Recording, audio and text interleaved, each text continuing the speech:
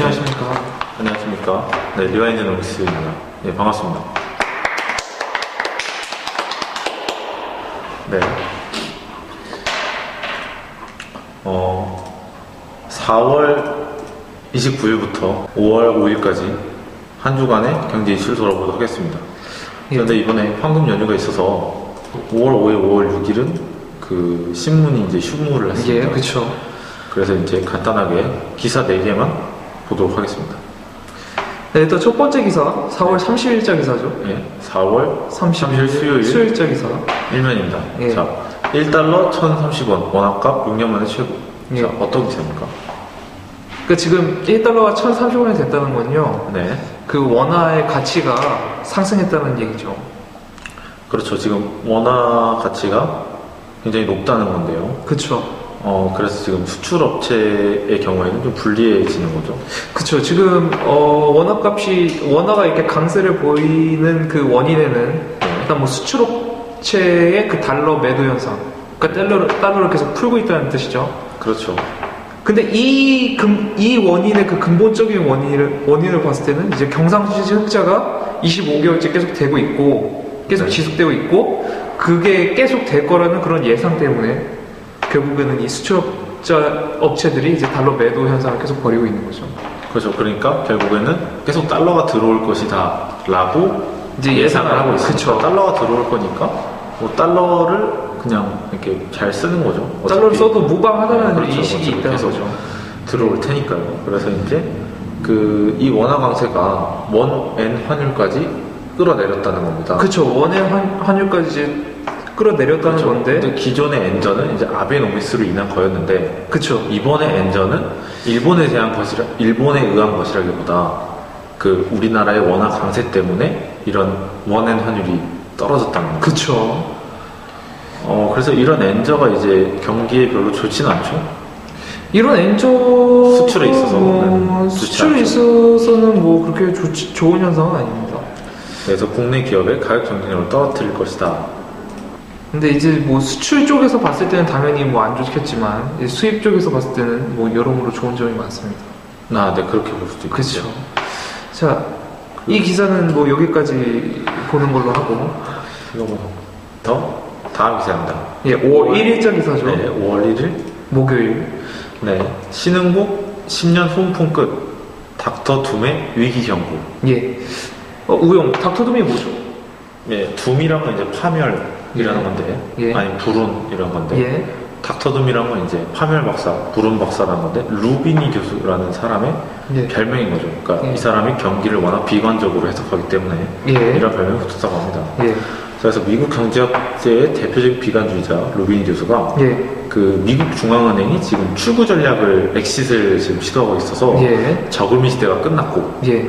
그리고 신흥국에선 돈이 빠져나가고, 예. 대표적 신흥국인 중국의 성장률은 둔화됐으면서 예. 또 상품의 슈퍼사이클이 끝났다. 예. 이런 얘기를 하고 있거든요. 그쵸. 자, 여기서 슈퍼사이클이 뭔지 한번 이 슈퍼사이클이라는 건요, 네. 이제 20년 이상 이제 물가와 가격이 계속 상승하는 그런 추세를 얘기하고 있습니다. 그렇죠. 그러면 이제 슈퍼사이클이 끝났다는 거는 결국 이 물가 상승 세계적인 그런 걸 슈퍼사이클을 끌어왔던 건 신흥국인데, 그쵸. 그 신흥국들이 약세로 들어서면서 그러니까 이 물가 상승을 부추기는 건 사실상 그 신흥국의 수요가 네, 그렇죠. 그 가장 큰 원인이었는데, 그 신흥국의 이제 수요의 그 과열 현상이 네. 점차 사그라들고 있다라는 걸 이 루비니 교수가 지금 말하고 그렇죠. 있고, 그래서 지금 그리고 이제 신흥국이 예.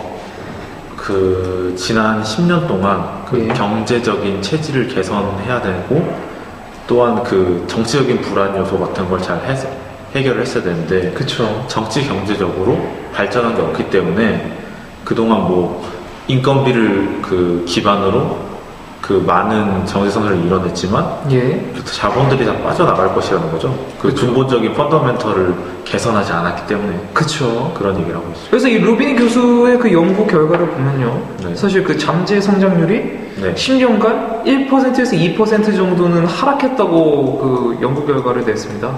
그러니까 이런 걸 봤을 때도 그 시장국의 그런 펀더멘털이 네. 그래서 근본적으로 바뀌지 않았고, 그래서 이 루비니 교수는 비관적인 그 그 측면에서 봤을 때는 사실 뭐 이제 뭐 신흥국은 다 망할 것이라는 식으로 그런 식으로 그래서 좀 얘기하고 있죠. 약간 좀 극단적으로 보는 경향이 있긴 하죠. 중국은 뭐 노답이다 이런 얘기를 하고 있고 예, 그래서 이게 그 얘기를 나온 게 LA에서 지금 29일 열렸던 예. 4월 29일 열렸던 밀켄 글로벌 컨퍼런스의 내용인데요. 예. 여기 뭐 로고프 하버드대 교수라든지 테일러 스탠퍼드대 교수도 참석을 했어요. 예, 그렇죠. 그래서 이제 케네스 교수 같은 경우는 5년간 중국 경제는 난착륙을 경험할 것이다. 예, 그러니까 연착륙보다는 약간 거친 그쵸. 그 착륙이 되겠죠. 그래서 중국 정부가 이 문제를 조금 힘겹게 풀 것이다. 뭐 이런 얘기를 하고 있는 거고요. 그리고 또 루리엘 뉴욕대 교수는 중국의 그 우리가 항상 말했던 그림자 금융의 위기 그쵸. 위험에 대해서 얘기를 하고 있습니다. 이게 디폴트 위험이 큰 네. 그 금융 시장을 말하고 있죠. 그래서 뭐 스탠퍼드대 테일러 교수 같은 경우는 뭐 일본의 아베노미스가 일정 효과가 있었지만 결국 경제 구조를 개혁하는 데는 역부족이었다. 부족했기 때문에 예, 지금 뭐 전체적으로 이 컨퍼런스 내용을 정리하면 유럽, 일본은 뭐 그냥 별로 바뀐 거 없이 펀더멘털의 변화 없이 그대로 가는 편이고 중국은 약간 위험하다. 중국은 그림자 금융이라든지 슈퍼사이클이 끝나면서 그럼 신흥국 효과가 다 끝나버렸다. 예. 이런 얘기를 하고 있고 근데 또 반대편으로 여기 다른 기사에 보면은 IMF 국장인 이창용 국장은 중국이 또 그 공산당이 경제를 잘 쥐고 있고 예, 또 국내 부채가 국내 부채 비율이 많고 예. 해외에서 끌어들이는 게 적기 때문에 좀 안전할 수도 있다. 중국이 잘 해낼 것이다. 이런 식으로 평가가 다 엇갈리고 있는. 그쵸. 이 평가가 제각각 다르다고 볼 수가 있겠죠. 네. 그래서 그거 뭐 경각심을 갖고 우리 각 정부에서 세계 정부에서 이제 주의를 기울여서 경제 펀더멘털을 좀 강화시키는 쪽으로 방향 나가야 된다라고 이 컨퍼런스는 얘기를 하고 있는 것 같은데 사실 그렇죠. 이 컨퍼런스만 봐서는 사실 좀 암울한 경기 상황만 예측하고 있고 사실 지금 장밋빛의 미래는 사실 거의 볼 수 없는 현상이라고 볼 수가 있겠지만 근데 또 반면으로는 뭐 여러 가지 측면이 또 긍정적인 측면도 있을 거란 말이죠. 사실 지금 이 기사에서는 뭐 그런 내용은 전혀 없습니다. 사실. 그렇죠. 그래서 좀 컨퍼런스가 너무 비관적으로 가는 거 아닌가 라는 생각이 좀 드네요. 5월 2일 예, 5월 2일자 기사죠. 네, 금융소득 종합과세 대상 15만 명 늘어난다.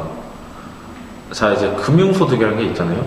뭐 그러니까 일해서 번 돈이 아니고 주식이나 채권이나 펀드나 이런 걸로 얻는 소득. 예, 이 원래는 네. 4천만 원 미만이면 세금을 안 냈단 말이죠. 그쵸. 근데 이제는 2천만 원만 벌면은 2천만 원 이상이면은 세금을 내는 겁니다. 그쵸. 그래서 이제 뭐 주식으로 원래 2천만 원 벌던 사람들은 이제 세금을 안 내게 되니까 15만 명 정도 이제 세금을 더 내게 된 거죠. 그쵸. 그리고 기존에 4천만 원 이상이었던 그 기존에 내던 분들도 세금 부담이 좀 늘어났습니다. 전체적으로 늘어났기 예. 때문에 좀 더 예. 그러니까 근데 또 이게 또 그게 또 추가적인 그 세금을 부담하는 거에 있어서 네. 그 건보료라는 게 있습니다. 저 건강보험. 예, 건강보험료죠. 네. 근데 이 줄여서 건보료라는 게 그 소득에 비례해서 이제 증가하는 그런 형태를 보이고 있는. 네네. 소득이 연동돼 있죠. 그렇죠. 그 신고 대상자가 됐을 때, 그러니까 지금 우리가 얘기하는 게 그 소득 종합소득 그 신고에 네네. 관한 거잖아요. 네. 그 신고 대상자가 되면은 최소 월 14만 원 건보료를 내야 된다는 거죠. 사실 그 전에는 그렇게 건보료의 부담이 그렇게 크지 않았다는 건데 이렇게 신고 대상자가 됐을 때 건보료를 내야 되는 그 부담이 더 커진다는 겁니다. 세금이 늘어난 거죠. 그렇죠. 네. 그냥 간단히 얘기하면 세금이 늘어난 겁니다.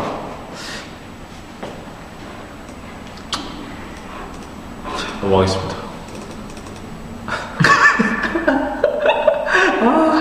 자, 5월 3일 예, 5월 3일자 기사죠. 토요일 마지막 기사입니다. 예. 자, 기초연금법 국회 통과.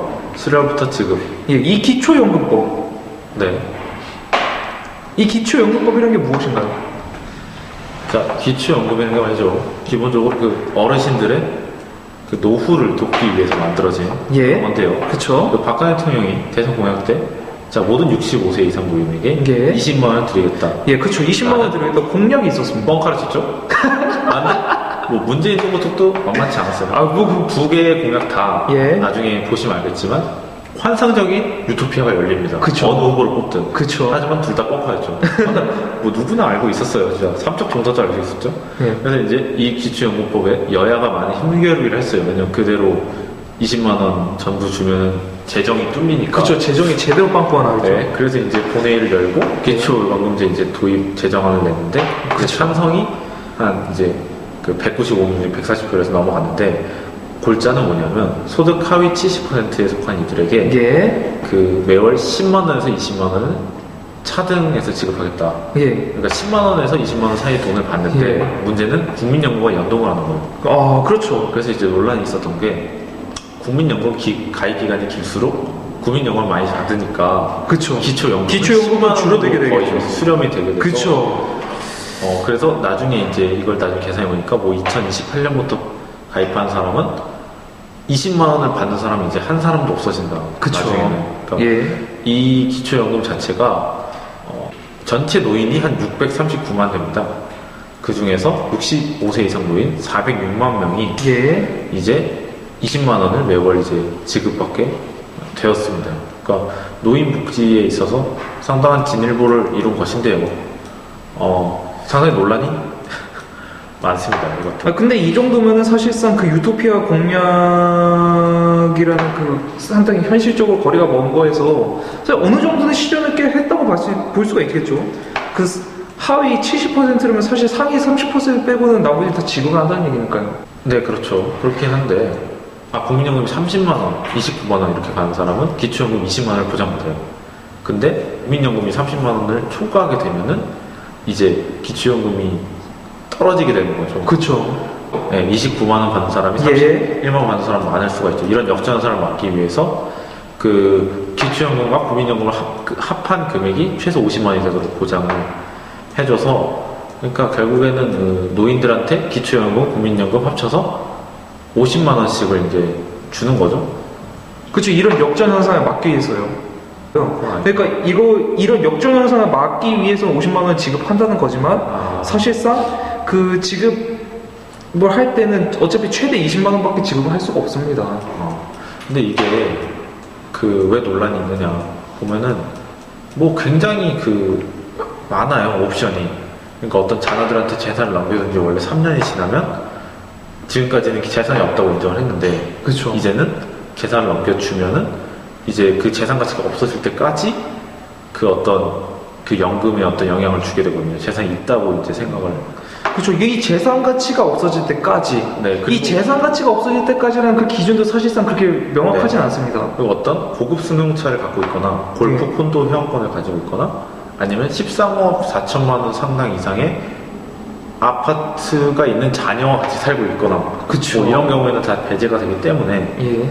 그러니까 그리고 노인 하위 70%만 대상으로 또 하고 이런 옵션들이 있기 때문에 사실 논란이 있을 수밖에 없어요. 그러니까 너무 조건이 많고 너무 계산 방식이 복잡하고 당연히 논란이 있죠. 왜냐하면 이게 과연 형평성이 있는가 라는 생각을 할 수밖에 없는 거죠. 그러니까 이렇게 되면 오히려 더 가난한 사람이 그쵸. 더 적게 받을 수도 있어요. 어떻게 계산식이 조금 틀어져서. 그쵸. 이게 실질적으로 네, 실질적으로 진짜 뭐 좀 살기 힘드신 그쵸. 노인분들한테는 오히려 더 적게 갈 수 있을 수도 있는 거죠. 그러니까 이런 조건부가 계속 붙게 되면요. 그렇죠. 이게 오히려 더 부유하게 사는 그 노인분들한테 더 많이 가는 그런 현상도 볼 수가 있는 거죠. 그렇죠. 예를 들면 뭐 어떤 노인이 굉장히 가난한데 그냥 자녀가 13억짜리 아파트에 산다는 이유로 돈을 못 받을 수 있고요. 예를 들어서 그러니까 자녀랑 뭐 연을 끊은 그런 노인분들일 경우에 근데 자녀가 만약에 13억짜리 아파트를 뭐 사고 있고 뭐 살고 있고 뭐 그럴 때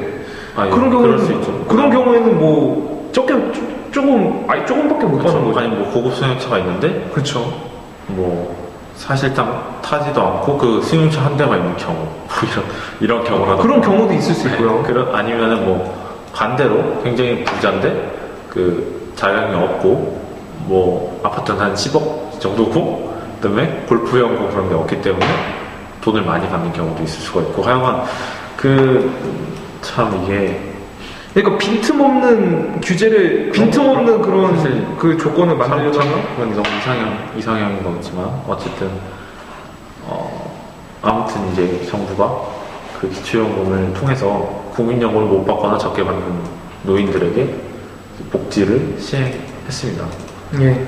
근데 뭐 막상 이렇게 보니까 그 유토피아 공약을 어느 정도 실천한 게 아니고 사실상 뭐 그렇게 뭐 효과적인 그런 실천이라고 보기엔 좀 어렵네요. 네, 그리고 이제 7월부터 준다고 하는데 예. 이게 실질적으로 그 물리적으로 그 시스템을 만들기가 굉장히 어렵다고 해서 8월부터 시행하거나 아니면 잘못되면 9월에 시작할 수도 있다. 대신에 나중에 시작해도 그 소급해서 그 7월부터 주는 거랑 똑같은 효과로 주겠다. 뭐 이런 식으로 얘기를 하고 있습니다. 아, 얘기는 그렇게 하죠. 그래서 이 연금으로 인해서 정부가 세금 지출이 늘긴 했는데 예. 제가 봤을 때 이거보다도 가장 중요한 건 그겁니다. 어떤 거요? 관피하나 모피아 이런 거 많잖아요.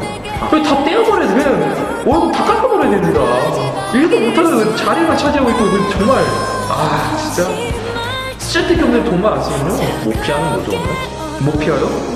모피아는 이제 해피 아니에요? 그렇죠. 해피아. 네, 해피아.